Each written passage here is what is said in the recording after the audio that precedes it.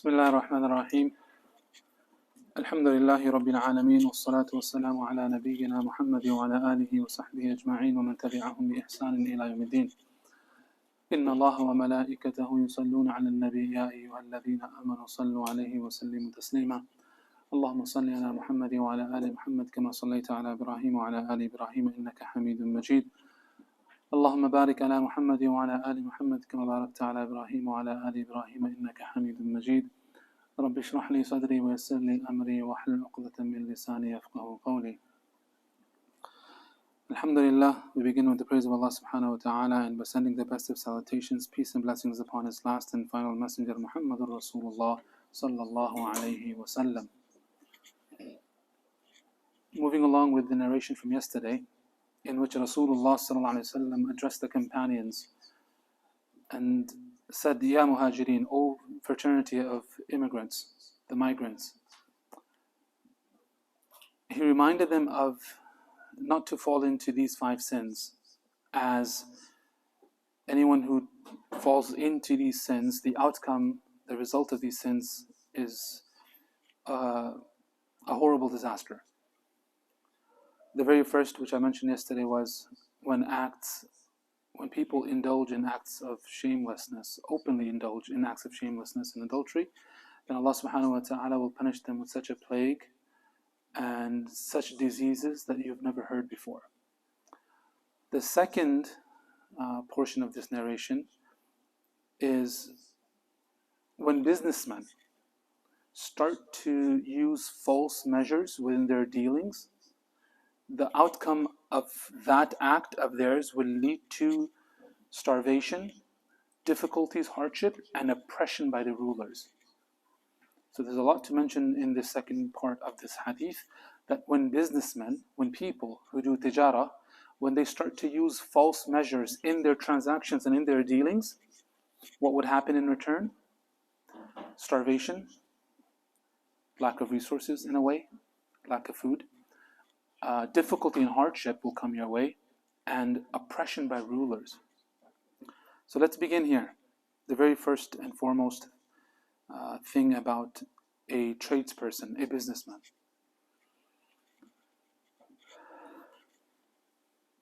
The hadith of Rasulullah sallallahu alayhi wa sallam, التاجر الصدوق الأمين مع النبيين والصديقين والشهداء, أو كما قال عليه الصلاة والسلام, that a trustworthy and a truthful merchant, businessman, his status is such that he will be amongst the anbiya, the truthful, and the martyrs, the shuhada.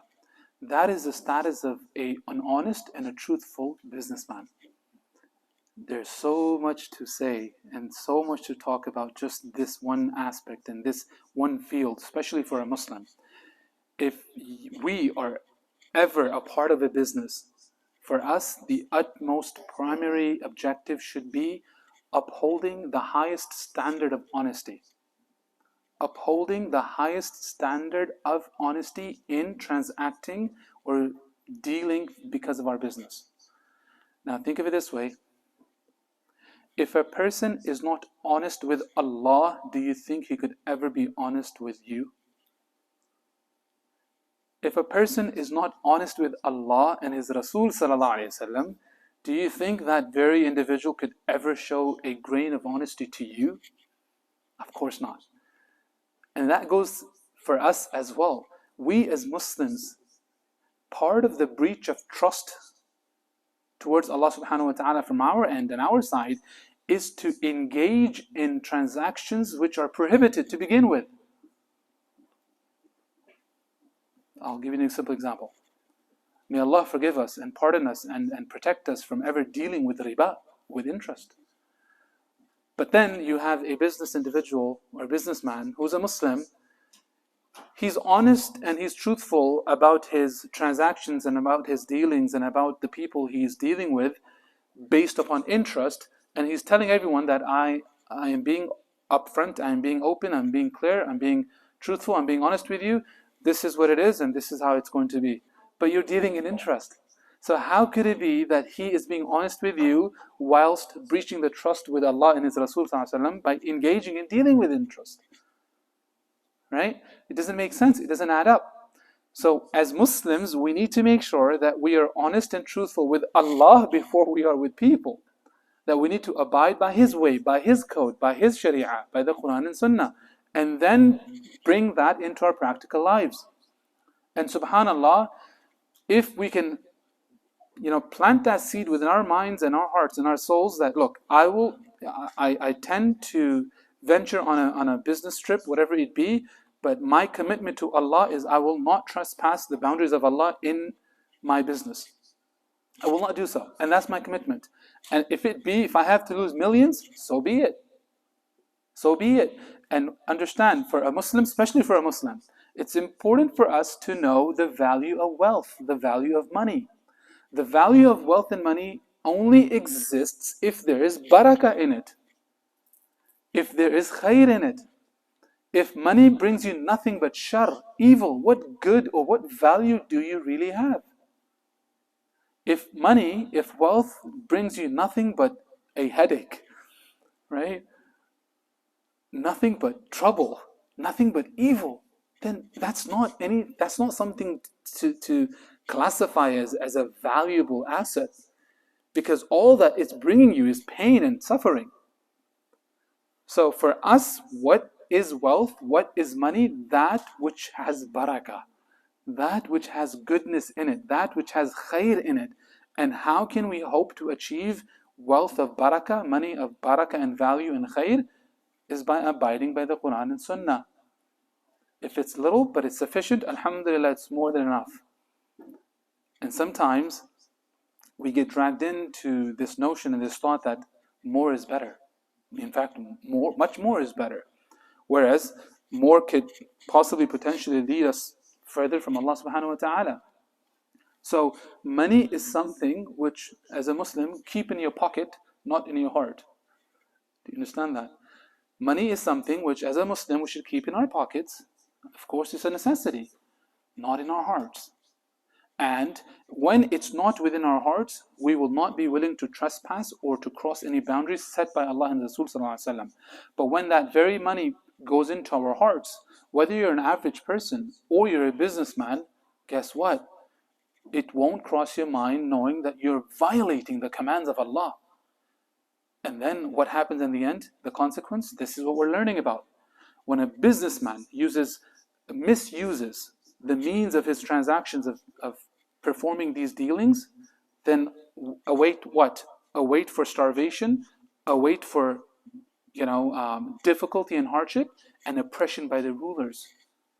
These are our own actions in return, which we may get to face the consequences of. So keeping that in mind, a businessman, and subhanAllah, Allah subhanahu wa ta'ala has put much barakah within business. There's much barakah in business. No harm in exploring your options, no harm in aspiring to be a true businessman. But make sure that you do not violate any commands of Allah in the process.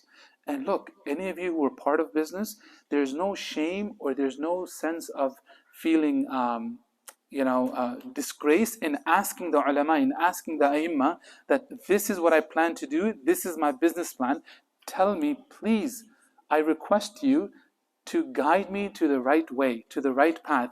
Whatever I am doing, is it compliant with my sharia? Is it compliant with my deen? If so, bismillah, I'm going to give it my day and night. If not, it's not worth a single minute of my time. Truly, truly. And then of course, subhanAllah, we need to be cautious. We're living in that age where things are murky.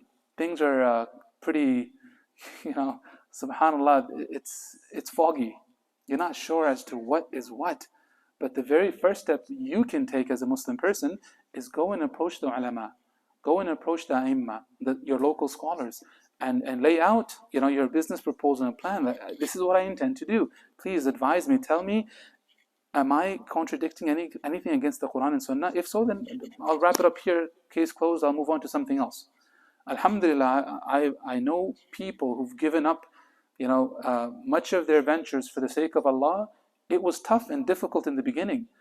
But today, oh mashallah, they couldn't be happier. They couldn't be happier.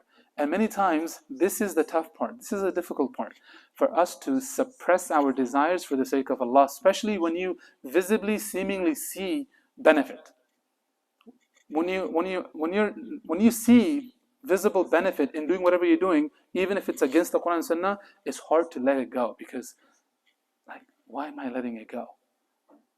Subhanallah, this is something to keep in mind. So, as a Muslim businessman, for example, if you ever get that thought of, mashallah, starting a business, bismillah, but make sure that you are a person who's of great honesty, of truthfulness. And this is a hadith of Muhammad ﷺ, that a truthful merchant, a truthful tradesman, a businessman, his status, in fact, in another hadith of Muhammad ﷺ, he would be raised up on the day of resurrection, the day of Qiyamah, amongst, within the company, within the circle of the Anbiya, the Shuhada, the martyrs.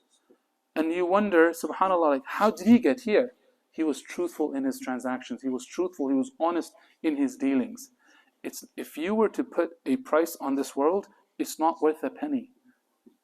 It's not worth a penny. And yet, sadly, people are selling not only their soul, but their iman, their livelihood, everything that they have of their possessions for the sake of a few $1,000s. The ultimate, the end goal, result will not be pleasant. It will not be pleasant. And subhanAllah, again, the idea is each sin has a consequence. How is it and why is it that people seemingly are very affluent, they're well off in life, but yet in their private corners, they may be the most miserable of people. They may be the most depressed of individuals. And which house in our day and age doesn't have a medicine cabinet, a medicine drawer, where prescriptions of depression and anxiety and just you name it, but seemingly they have everything, but yet they need to sleep with that pill. Otherwise, they won't be able to fall asleep. So, where does this all lead to? When the further, the more distant we go from the deen of Allah, the more problems we'll run into. It's just a matter of time. May Allah subhanahu wa ta'ala grant us the right understanding of His deen. May Allah subhanahu wa ta'ala protect and preserve our iman. May Allah subhanahu wa ta'ala allow for us to become exemplary businessmen within our own community, so that we can show the world that, look, I don't have to deal with interest to succeed. In fact, I would leave, subhanAllah, the sharks behind and show to the world what a true model of an actual businessman is based on the Quran and Sunnah. If you were just to know how rich, mashallah, and how wealthy some of the Sahaba were, today's billionaires don't even make it on their list. And well, they were doing things the way Allah subhanahu wa ta'ala has prescribed them to do it. And that is where barakah will come in from, inshallah. Jazakumullah khair.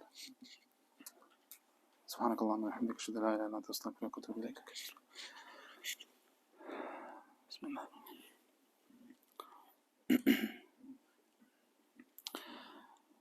لا اله الا الله لا اله الا